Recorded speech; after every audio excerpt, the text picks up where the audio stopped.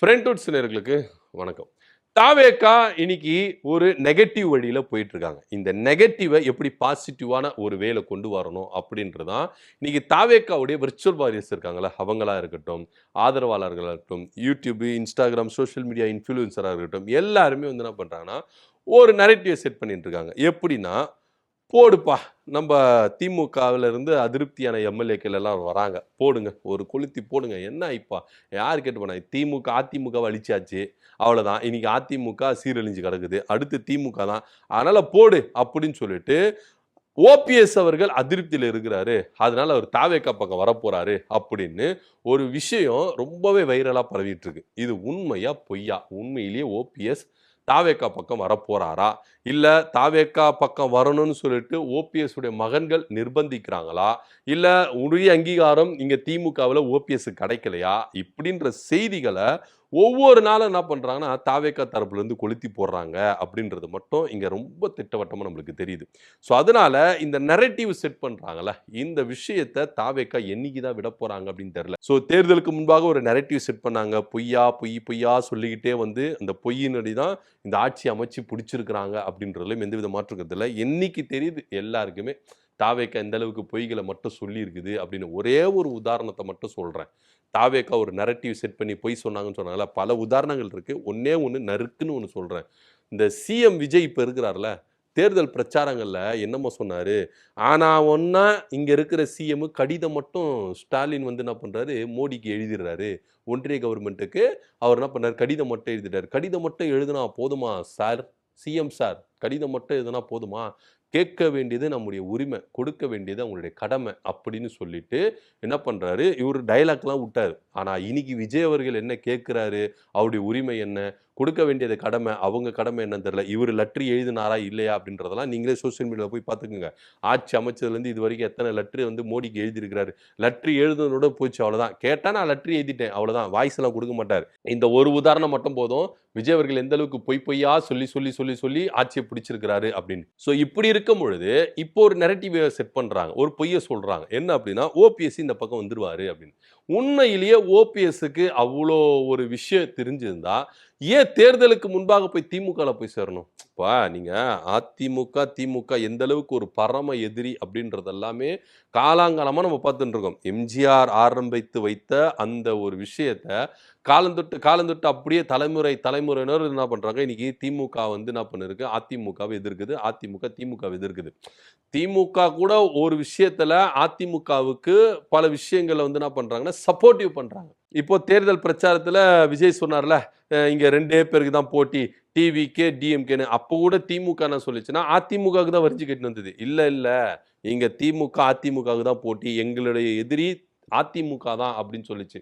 So அந்த விஷயங்கள்லாம் வந்து என்ன பண்ணாங்கன்னா சொன்னாரு. இன்னும் சொல்லப்போனா, அதிமுக எம்எல்ஏக்கள களவாடுனாங்கல்ல, இந்த தாவேகா பக்கம். அப்ப கூட அதிமுகவுக்கு சப்போர்ட் பண்ணி திமுக வந்து என்ன பண்ணாங்கன்னா, இங்க ஆளுநர்கிட்ட புகார்லாம் குடுத்தாங்க. ஸோ ஒரு வகையில நீங்க பார்த்தீங்கன்னா, திமுக, அதிமுகவுக்கு என்ன பண்ணியிருக்காங்க, ஹெல்ப் பண்ணியிருக்காங்க. ஆனா அதிமுக, திமுகவுக்கு ஒரு விஷயத்துல குரல் குடுத்திருக்காங்கன்னா, குரல் கொடுத்ததே கிடையாது. ஸோ அந்த அளவுக்கு ஒரு எதிரி அப்படின்ற மாதிரியே, முழு பகையாளருங்க, எதிரிங்க அப்படின்ற மாதிரியே அதிமுக இன்னிய வரைக்கும் என்ன பண்றாங்க, செயல்பட்டுட்டு இருக்காங்க. ஸோ அந்த அளவுக்கு ஒரு எதிர் திசையில இருக்கிறாங்க. ஸோ அப்படி இருக்கும் பொழுது, அதிமுகவில பயணிச்ச அம்மாவினுடைய உண்மை விசுவாசி, அம்மாவால் கை காட்டப்பட்டவர் அப்படின்னு பேர் எடுத்த ஓபிஎஸ் அவர்கள் ஏன் திமுக பக்கம் வரணும்? அவர் இப்ப தாவேகா பக்கம் போறதா இருந்தா அன்னைக்கே போயிருக்கலாமே. இப்ப தாவேகா பக்கம் அன்னைக்கு எவ்வளவு ஆஃபர்கள் கொடுக்கப்பட்டது. ஐயா ஓபிஎஸ் அவர்களுக்கு நீங்க வாங்கண்ணே, நீங்க தான் துணை முதலமைச்சர், உங்களுக்கு வந்து இத்தனை சீட்டு தரோம், உங்களுக்கு அத்தனை சீட்டு தரோம், பொறுப்பு தரோம் கட்சியில, அப்படி இப்படின்னு எவ்வளவு ஆஃபர்கள் கொடுக்கப்பட்டது. அன்னைக்கு மட்டும் ஓபிஎஸ் அவர்கள் தாவேகா பக்கம் போயிருந்தா இன்னைக்கு அவர் தான் துணை முதலமைச்சர். இன்னைக்கு எடப்பாடி பழனிசாமி விட்டு விலாசுன்னு விளாசிருப்பார். இன்னும் சொல்ல போனா அதிமுக இவர் கைக்கு வர்றதுக்கான வாய்ப்புகள் இருந்திருக்கும். இப்ப நீங்க ஓபிஎஸ் திமுக பக்கம் போயில்லாம இருந்திருந்தா, இன்னைக்கு அதிமுக பக்கம் இருந்திருந்தா, அதிமுக பக்கம் வேண்டாம். அவர் இன்னமும் அந்த அதிமுக தொண்டர்கள் உரிமை மீட்பு கழகம் அப்படின்னு ஒன்று நடத்தி இருந்தா, அவரு தான் இன்னைக்கு என்ன பண்ணிருப்பாங்க, இந்த டீம் இருக்காங்களா, எஸ்பி வேலுமணி போன்றவர்கள்லாம் இன்னைக்கு ஓபிஎஸ் தலையில வச்சு ஆடி இருப்பாங்க. ஆனா அந்த மனுஷன் அதெல்லாம் அவர் பண்ணல. எனக்கு திராவிடம் அப்படின்றதா போதும். எனக்கு தாய் கட்சி அவ்வளவுதான். நான் அந்த கட்சியில போயிட்டு சீரழித, இந்த கட்சியில போயிட்டு அசிங்கப்படுறத அதெல்லாம் எனக்கு தேவையில்லை. திமுக அப்படின்ற ஒரு தாய் கட்சி. ஆனா திமுகவுல இருந்து பிரிஞ்சதுதான் அதிமுக. ஏன்னா எம்ஜிஆர் அவர்களுக்கே தாய் கழகம் எதுனா திமுக தான். ஏன்னா திமுக போட்ட விதை தான் இன்னைக்கு அதிமுக அப்படின்றது உருவாகி இருக்குது அப்படின்றதெல்லாம் நமக்கு தெரியும். எல்லாத்துக்கும் காரணம் அண்ணா அவர்கள் தான் வச்சுக்கோங்களேன். பட் இப்படி இருந்தாலும் ஏன் தாவேக்கா பக்கம் அன்னைக்கே போகாம திமுக பக்கம் வந்தாரு? இப்ப மட்டும் திமுக விட்டுட்டு தாவேக்கா பக்கம் போயிடுவாரா? அவர் போகவே மாட்டார். ஏன்னா எல்லாத்தையும் கண்கூட பார்த்துட்டு இருக்காரு. நீங்க இந்த 4 எம்எல்ஏக்களா இருக்கட்டும், சி விஜயபாஸ்கர், எம்ஆர் விஜயபாஸ்கர் மற்றும் முன்னாள் அமைச்சர்கள் எல்லாருமே வந்து என்ன பண்றாங்கன்னா, தாவேக்கா பக்கம் போயிட்டு எந்த அளவுக்கு டம்மியா உட்காந்துட்டு இருக்கிறாங்க. யார பேசாம இருப்பாங்கன்னு நினைக்கிறீங்களா? ஓபிஎஸ் கிட்ட யார பேசாம இருப்பாங்கன்னு நினைக்கிறீங்களா? இல்ல இவரு கருத்து கேட்காம இருப்பாங்க. எல்லாமே கேட்டிருப்பாங்க. ஏற்கனவே அதிமுகவுல இருந்து வந்த எங்களுக்கே உரிய மரியாதை இல்ல. நீங்க கடம்பூர் ராஜு, உடுமலை ராதாகிருஷ்ணன், எம்சி சம்பத் எல்லாம் எப்படி இருந்தாங்க? ஜெயலலிதாவுடைய ஆட்சி காலத்தில் எப்படி இருந்தாங்க? எடப்பாடி பழனிசாமி ஆட்சி காலத்தில் எப்படி இருந்தாங்க? அதுக்கப்புறம் சி விஜயபாஸ்கர், எம்ஆர் விஜயபாஸ்கர் இவங்கெல்லாம் எப்படி இருந்தாங்க? ஒவ்வொரு தொகுதியில மரகதம் குமரவேல் அந்த தொகுதியில மதுராந்தகம் தொகுதியில எந்த அளவுக்கு ஜெயிச்சுட்டு வந்தாங்க. சோ அப்படி இருக்கும் பொழுது இப்படிப்பட்ட ஒரு விஷயத்தை இழந்துட்டு தாவேக்கா பக்கம் வந்தாங்க. ஏதோ ஒரு விஷயத்துக்கு தான் வந்தாங்க. இன்னைக்கு அது கிடைக்கல. அவங்க 10ஓட 11 இருக்கிறாங்க. இது எல்லாத்தையுமே ஓபிஎஸ் அவர்கள் யோசிக்காம இருந்திருப்பாரா? ஆலோசிக்காம இருந்திருப்பாரா? போகணும்னு நினைச்சிருந்தா அன்னைக்கே போயிருக்கலாமே. எங்க நம்மளுக்கு திமுக வேண்டாம், திமுக எதிரி, தாவேக்கா பக்கம் போவோம். தாவேக்கா பக்கம் போனா நம்மளுக்கு ஃபியூச்சருக்கு தோல்வியோ வெற்றியோ பரவாயில்ல, நம்ம தாவேக்கா பக்கம். இப்ப எப்படி செங்கோட்டையன் போனாரு அது போல நம்ம போயிருவோம். ஏன்னா செங்கோட்டையன் அவர்களும் ஓபிஎஸ் அவர்களும் எந்த அளவுக்கு நண்பர்கள் அப்படின்றதெல்லாம் நம்ம பார்த்திருக்கோம். நீங்க ஜெயலலிதா அதிமுகவில் இருக்க அமைச்சரவையில் இருக்கும் போதும் சரி, அமைச்சரிலிருந்து வெளியே வந்த போதும் சரி, அதுக்கப்புறம் கட்சியிலிருந்து வெளியே வந்த போதும் சரி, எப்படி 2 பேரும் வந்து இது பண்ணாங்க. இன்னும் சொல்ல போனா ஓபிஎஸ்ஸுக்காக பரிந்து கொண்டு பேசினவர் தான் எடப்பாடி பழனிசாமி கிட்ட செங்கோட்டையன் அவர்கள். சோ அப்படி இருக்கும் பொழுது செங்கோட்டையன் கூப்பிடாம இருந்திருப்பாரா? ஓபிஎஸ் அவர்களை நீங்க தாவேக்கா பக்கம் வாங்கனே அப்படின்னு சொல்லி கூப்பிடாம இருந்திருப்பாரா? இல்ல ஓபிஎஸும் இங்க வந்து ஏன் தாவேக்காவை சூஸ் பண்ணாம திமுகவை சூஸ் பண்ணாரு அப்படின்னா, ஓபிஎஸ்க்கு தெரியும் தாவேக்காவுடைய கட்சி நிலைப்பாடு என்ன, ஒண்ணுமே கிடையாது. அவருடைய கொள்கை என்ன, ஒண்ணுமே கிடையாது. இது வரைக்கும் கொள்கை ரீதியில பாஜகவை எதிர்த்து அவங்க குரல் கொடுத்தாங்களா அப்படின்னா கிடையவே கிடையாது. கொள்கை எதிரின்னு சும்மா வாய்மொழியை தான் பேசி இருக்காங்க. நீட்டு விவகாரத்துல கூட எந்த அளவுக்கு கடுமையா எதிர்க்கணுமோ எதிர்க்கவே இல்லை. இன்னும் சொல்ல போனா எதிர்த்து போராடுபவர்களை அடக்குமுறை செய்கிறதா இந்த தாவேக்காவுடைய ஆட்சியினுடைய இந்த சாதனைகள் அப்படின்னு கூட சொல்லிக்கலாம்.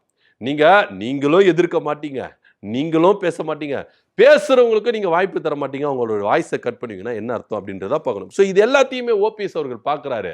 இன்னைக்கு அதிமுக இருந்து தாவேக்கா பக்கம் போற நிலைமை என்ன?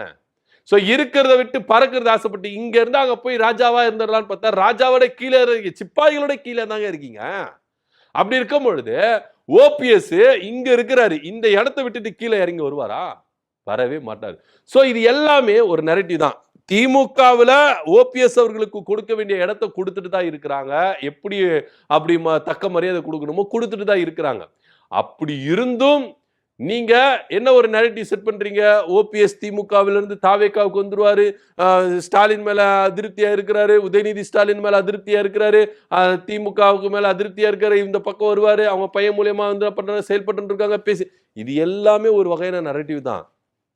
ஆனா உண்மையிலேயே ஓபிஎஸ் அவர்கள் திமுக விட்டு வரவே மாட்டார் அப்படின்றது தான் நிதர்சனமான உண்மை. அதிமுகவில் இருந்து வெளியே வந்து எந்த அளவுக்கு ஐயா ஓபிஎஸ் அவர்கள் அசிங்கப்பட்டார் அப்படின்றது எல்லாருக்குமே தெரியும். அதே போல ஒரு திராவிட கட்சி, பாரம்பரிய கட்சியில தான் இங்க ஓபிஎஸ் அவர்கள் இருக்க விரும்புகிறார் அப்படின்றது தான் அவர் என்ன பண்ணாரு, திராவிட கட்சியான திமுகவை சூஸ் பண்ணாரு. ஏன் அதிமுக ஏன் இவ்வளவு, ஏன் பாஜகவுக்கு எவ்வளவு க்ளோஸ் ஐயா ஓபிஎஸ் அவர்கள் ஏன் பாஜக தலைவரா மாறல? கேள்வி கேட்டிருக்கலாம்லங்க. தேசிய கட்சியில போயிருக்கலாமே. ஏன் பாஜக இந்த ஆஃபர் கொடுத்துருக்க மாட்டாங்களா? இல்ல காங்கிரஸ்ல வந்து கொடுத்துருக்க மாட்டாங்களா? எவ்வளோ கட்சிகள் இருக்கு. இவ்வளவு ஏங்க ஒரு தனி கட்சி ஆரம்பிச்சிருக்கலாமேங்க. ஐயா ஓபிஎஸ் அவர்களுக்கு தென் மாவட்டங்கள் இருக்கிற ஆதரவை வச்சு ஒரு தனி கட்சி ஆரம்பிச்சிருக்கலாமே. ஏன் ஆரம்பிக்கல? ஏன்னா ஐயா ஓபிஎஸ் அவர்களுக்கு தெரியும் எந்த கட்சி கிட்ட நம்ம போனா நமக்கு உரிய மரியாதை கிடைக்கும், உரிய அங்கீகாரம் கிடைக்கும் அப்படின்னு அவருக்கு தெரியும். ஏன்னா நீங்க தாவேக்கா பக்கம் ஆரம்பத்துல போயிருந்தா, இதே ஓபிஎஸ் அவர்கள் தாவேக்கா பக்கம் போயிருந்தா அவருக்கு ஆஃபர்கள் கொடுக்கப்பட்டதா இல்லையா அப்படின்றது எல்லாமே பின்புலத்தில் எல்லாமே நடந்ததுன்னு வச்சுக்கோங்களேன். அப்படி ஒருவேளை கொடுக்கப்பட்டிருந்தால் இங்க ஓபிஎஸ் அவர்கள் இன்னைக்கு சைரன் வச்ச கார்ல என்ன பண்ணியிருப்பாரு, வலம் வந்திருப்பாரு துணை முதலமைச்சரா. ஏன்னா அந்த அளவுக்கு அவங்க ஓபிஎஸ் அவர்களுக்கு என்ன பண்ணாங்கன்னா தென் மாவட்டங்கள்ல தாவேக்கா அப்படின்றது கொஞ்சம் அடி வாங்கி இருந்தது. ஸோ அதனால தான் தென் மாவட்டங்களில் ஓபிஎஸ் அவர்கள் வச்சு அவங்க என்ன பண்ணியிருப்பாங்க, வளர்ந்துருப்பாங்க. ஆனால் ஐயா ஓபிஎஸ் அவர்கள் ரொம்ப தீர்க்கமான ஒரு முடிவு எடுத்தார். தாவேக்கா பக்கம் போனால் நம்ம இருக்கிற இடம் இல்லாமல் காணாமல் போயிடுவோம். இன்னைக்கு நிறைய எம்எல்ஏக்களும் சரி, முன்னாள் அமைச்சர்களும் சரி, எங்கே இருக்கிறாங்கன்னே தெரியல.